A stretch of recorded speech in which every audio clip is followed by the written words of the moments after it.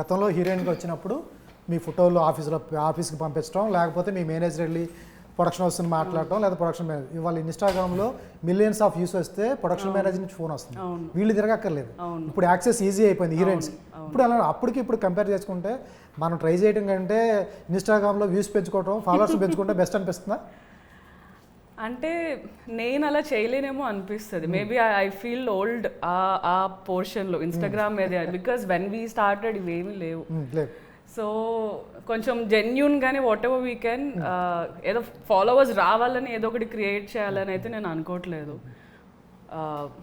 కానీ నాకు ఇక్కడ అంటే అసందర్భోచితం అవి ఉండొచ్చు, బట్ ఇది చాలా మందికి తెలుస్తుంది కాబట్టి చెప్తున్నా. మనకి చెయ్యలేనేమో అనేది లేదన్న. ఇవాళ రోజున డిజిటల్ ప్రెసెన్స్ లేకపోతే మనం లేనట్టే 100%. డిజిటల్ ప్రెసెన్స్ ఇప్పుడు ఒక జర్నలిస్ట్గా మీరు నేను టీవీలో చేస్తానంటే కుదరదు. నేను టీవీలో చేస్తున్న పనిని మీరు డిజిటల్గా నేను ఇది చేస్తున్నానని చెబితేనే పలానా టీవీలో ఇది ఉంది అని కూడా తెలుస్తుంది.